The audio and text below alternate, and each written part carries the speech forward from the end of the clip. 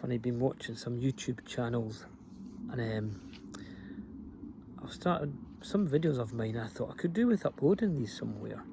So I thought I might as well do myself a channel. So I googled how to create a YouTube channel. Bee bothering me. Is that a bee? No, it's a wasp. I got stung by a wasp last week. Oh look, he's coming to give me a sting. Mate, just leave me. So I thought I'll do a YouTube channel. Partly dump these videos, partly to give maybe grandchildren something to look back at me when I'm pop my clogs, if I have grandchildren. Sitting in Matlock. Anyway, so I googled how to set up a YouTube channel, and it said go into log in with your Google, which I've got a Google email, so I did that. I went through the steps, and I already have one. It says I had one set up in 2021, so I've had one for 5 years. Anyway, yeah, I'm just going to do a mix of stuff because I've got a whole load of interests. I retired, I think it's 10 years ago now I retired. Retired at 47, I'm now 57, yeah. So, like, I'm into a whole load of stuff. Electric cars, spiritualism,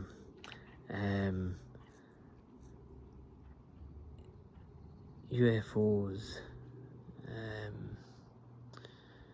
geography, history, archaeology. So I just keep seeing videos on YouTube and thinking, actually I've got quite a few things I could say about that, so why not? Anyway, the reason I mentioned UFOs,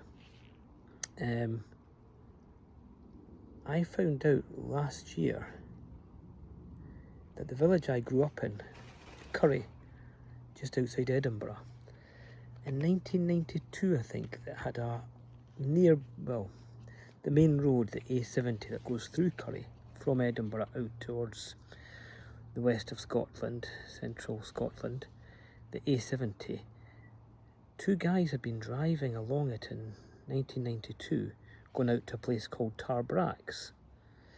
Curry's probably a third of the way along that journey from Edinburgh to Tarbrax. Oxgangs, which was near where my sister stayed in Edinburgh, these two guys went from Oxgangs to Tarbrax. Apparently there was a sheet of light came down. There was something above the road, a craft and a sheet of light. They went through it. Next thing they woke up, they were facing the other direction. One didn't have his seatbelt on. So they went to Tarbrax to fit this satellite, I think. And they said, what are you doing here? It's too late. It's like 1 o'clock in the morning. So they'd lost an hour or so. So anyway, they went under hypnotic regression, and it turns out they'd been taken into a ship by these small grey alien creatures. And there'd be a taller alien grey creature that had put something in one of their eyes. And then, while I was Googling all this, there was a video of a Scottish TV programme with an audience all about it. And the two guys, they're your typical Scottish guys, quite dour, not funny, they're just matter of fact. Of course, there's this American guy in the audience, psychologist. Oh, people have these experiences because of a number of reasons, psychological, childhood trauma, and they're just psychosis, all different things. And both of them just looked at him and say, you're a bloody idiot. Like two guys, they obviously had this experience. Anyway, so that was, I didn't know anything about this. That was in the 92 when I was living in Curry. So, practically on my doorstep, you know. Anyway, we moved to Edinburgh then. I moved out to Livingston, which again, isn't far from Tarbrax, weirdly.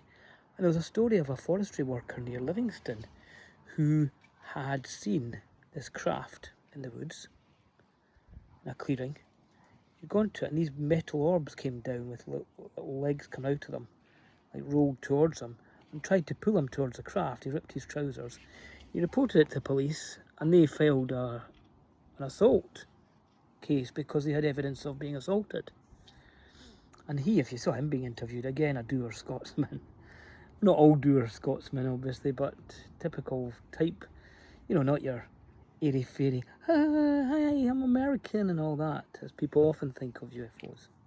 So later on, I moved down south, and I was working in Huddersfield in Yorkshire. Recently I read of a report of this retired policeman walking on a Yorkshire moor who saw this alien creature and took a photo of it. Now, the photo looks a bit blurry, this little green thing. And yeah, he could have faked it, but he had no reason to fake it. Anybody who says I've seen a little green man is just going to be completely ridiculed, and he probably was. Anyway, that was in Yorkshire, where I worked. Then, I live in Matlock now, and just over those hills is a village called Bonsall. And I read about a case in Bonsall where this woman saw a UFO, quite low, quite large. She had a video recorder, so I think this was probably again the 90s. She filmed it and got a great video. Somebody came and offered her 20 grand because he said he was going to make a Hollywood movie. So she sold it, as you would. 20k is a lot of money today for a video as it was then. Now arguably she should have recorded it onto another one, but I'm probably a middle-aged woman. I'm a middle-aged man. What do I know of technology nowadays? That would have been new tech back then. Anyway, but that video was never seen again. Now, I'm just a random guy, but 4 places I've lived and worked had UFO activity in my lifetime, and different creatures, if you like. The 2 lads in the Edinburgh Tarbrack, well, the A70 Tarbrack's case, they saw the little grey men that, incidentally, Native Americans, Amazonian Indians, were shown a picture of a grey and they had a name for it. So every culture has seen greys. In the olden days in this country, medieval England, they called them demons. What else would you call a little grey thing with black eyes that scared the hell out of you? I mean, some people in America still think UFOs are demons, because in the US, senior people in government and military are still God botherers, Bible bashers, who believe in Jesus and God. So they say it's demons, and if you give demons attention, they gain strength. Now, so that's one of the reasons that they reckon the US government have always ignored it, tried to poo-poo it, said there is no aliens, because they think it's, senior people think it's demons. Now, can you imagine a metal craft? Where do they make it? Do they have little demons with demon overalls making UFOs? Like, anyway. Oh, by the way, if you do believe in demons and ghosts and things like that, right, tell you a good thing to do, because all ghosts and demons seem to be scared of mobile phones. Just get your mobile phone out and start videoing them, they'll disappear. Demons are petrified of mobile phones. Devil as well, or the jinn if you're Muslim. All these scary, supernatural, religious creatures, just get a video out, they'll disappear. And you could argue that's the same with aliens. Oh, Rob, aliens don't exist because where's the video of them? But we've got tons and tons of photographs, tons and tons of videos. Now, they don't all have to be real, even if 99.999% are fake. If one's real, that's it. And you have to remember, when I grew up, 4 facts existed. 1, Earth was considered by most people, in fact everybody, it was possibly the only planet in the universe, not the galaxy, in the universe capable of sustaining life, i.e. in the Goldilocks zone, not too hot, not too cold, close to Earth. So we thought that might be the only planet in the universe. So that was one reason we poo-pooed little green men. Secondly, the distance. It's astronomical distances. You know, light years to the nearest planet. So at our speed, we'd never get there for generations. Thirdly, every explanation was given a mundane, pedestrian, prosaic explanation. Swamp gas, that's the best one. Venus, weather balloon. So any explanation. Now we found out recently that the government did try to just cover up UFOs and give those explanations. So we know they did that. And what was the 4th one? Oh, there were four that I used to use anyway. So let's look at those 3 reasons. 1, Earth is no longer the only planet in the universe. we know there are probably literally billions in the Milky Way galaxy alone. One galaxy out of billions of galaxies. So they reckon there could be trillions upon trillions of Earth-like planets. Speed, distance. Well, we're basing our knowledge of speed and distance on human civilization that learned to fly just over 100 years ago. So people today with 1 or 2 generations of history of knowledge of flight and physics can suddenly tell you or me that distances are too great, nobody will ever be able to do it. And bearing in mind, Lord Kelvin, one of the smartest men of his generation, any generation, the Kelvin scale of temperature is named after him. He was a really intelligent scientist. He said, man will never have powered flight. Guess what? In his lifetime, the Wright brothers had flown. A New Zealander actually flew first, but I think it was his wife witnessed it, or there was something. So anyway, so we had flight in his lifetime, and even the New Yorker magazine at the time said it will take 1 to 10 million years for man to learn to fly. So people always have these explanations of why we can't do things that are then actually done in short time after. Also, in the US government, so a third one, the US government has admitted that it can't rule out extraterrestrials in the USS Nimitz, USS Princeton incident. About 10 years ago, there was an exercise off the west coast of the US. Now, the USS Princeton at the time was the most advanced radar ship in the world. It was just new at everything. So it got out there first before the aircraft carrier had come out. The Nimitz, was it USS Nimitz or was it Nimitz class? Anyway, so it had been out about a week, the Princeton, before the Nimitz comes out. So the Nimitz comes out, and the Princeton said, I'm glad you guys are here because we've been looking at these craft. They're 60,000 feet, which is like practically space. And then they drop to sea level. Then in seconds, then they'll go back up. And they've been doing this all week. Now you guys are here with your planes. There's one down at sea level. Can you guys go and have a look? So Captain David Fravor was a Top Gun pilot. He passed from Top Gun. He goes out there with his co-pilot, or can't remember the term they use for the person who sits behind them, and another jet. So there were 4 people, 2 jets. So they got out there and they looked down and they could see white water, like in the middle of the ocean. But there was this like white, like there was some like rocks underneath. They said it was about the size, a kind of cross shape, about the size of a ship maybe. And this white, what they describe as a tic-tac shape, just moving about above it, erratically.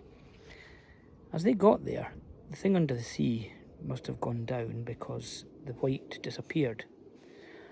And they decided, that Captain David Fravor said to the other pilot, you just circle and I'm going to go down and take a look at this white thing.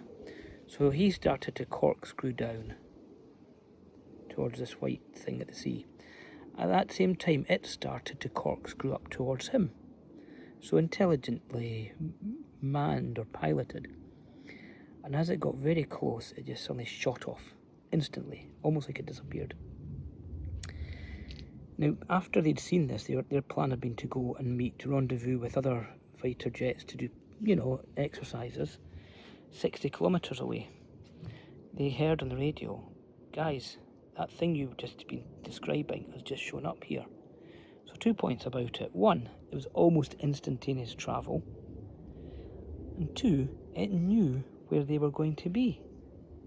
So, heck of a lot of things there. Anyway, that was never released, that story. But the guy, Lou Elizondo, who many people might think makes things up, he worked doing in the government, Pentagon, looking at UFO cases, and that one just to him seemed so amazing. He thought, this has got to get out there. So he declassified it, then he resigned, then he put in an FOIA, Freedom of Information Act request. So it was released, and then the Washington Post and New York Times all did stories on it. And since then, representatives in the Congress or Senate have been having hearings about it. And you've got people, David Fravor was one, but other guys who've been in government testifying under oath to crash recoveries, alien crash recoveries. Now, if you testify under oath and you're lying, you can be jailed. So these people, are they lying to get their name on TV, risking jail? I was going to say risking death. Some people have claimed that they've been killed, or people they know have been killed because they've tried to publish UFO stories. Anyway, so those 3 reasons why we used to laugh at the idea of aliens. You know, it was understandable if we were the only planet in the universe. It was understandable. Oh, warp speed, that's it. People now, physicists and NASA, are looking at warp speed, warp engines, warp drive. That used to just be science fiction. So, if we humans who only learned to fly 100 years ago are looking at warp drives, you can bet any civilization 1,000, 10,000, 100,000, 1,000,000, 5 million years advance of us will have all that. So that's those 4 things have now gone. Speed, distance, planet, an excuse for UFOs. We don't have any of them anymore. Yet some people still laugh at little green men. It wasn't nonsense to laugh at it back then. It jolly well is nonsense today to laugh at it. In fact, we should be laughing at people who laugh at UFOs. Anyway, that's my first video. Hope you enjoyed it or stayed till the end. I might also do stuff on religion, spiritualism, consciousness, food, veganism, atheism, anything I've got an interest in, electric cars. I used to have a Tesla when the Model 3 first came out. I bought a Tesla. Loved it. I have a Porsche Carrera 4S, and it was faster 0 to 60 than the Tesla, than the Porsche. Anyway, about a year ago, I was driving back from Edinburgh on the A1, and a woman decided to pull out right in front of me, head-on collision. So the airbag came up, the car spun around. I thought I was got a goner. I was doing about 55 behind a lorry. She was going the opposite direction, maybe 40, and hit me head on. So I don't know, combined speed of 90. Anyway, the car went down into an alley, not an alley, into a verge, hit a bush, not far from a blooming signpost, so I was lucky there. And all I got was a little burn on my wrist, just where that tattoo is. That's my late wife died. I got that tattoo. I don't have any other tattoos. I was never a tattoo person, but I do like that one, Suze. There was a butterfly at her funeral flying about the congregation, and it was in November, late November, which you don't get butterflies at that time of year. And her cousin, whom she was really close to, started to cry at one stage, and my niece was sitting behind him, and she said that the butterfly landed on his shoulder and sat there for ages. And weirdly, she'd worked at a Muslim school, and the head of Islamic studies had come to the funeral. He was actually at the grave with a burial for family and close friends, and then we went to a service in a church. And now you could say, well, wait a minute, she was atheist, why did you go to a church? Well, she'd been a primary teacher at the school opposite the church in Matlock Bath, and she knew the vicar, Nick the Vic. She used to do children's services there. Our kids went to that school, so we used to go into that church to do Christmas, Easter service, leaver service, etc. So we had the funeral there. And before the actual service, at the grave after she was buried, Burhan, the head of Islamic studies at her school, had said to me, Rob, I had a dream about Suzanne last night, and I saw her flying around the congregation. And he said, when we have a dream in Islam about a recently deceased person, it's them coming to us. And weirdly, that's exactly what happened. This butterfly flew all around the congregation. So I got a butterfly. So yeah, I might do a talk on grief at some stage. Electric cars, fast cars,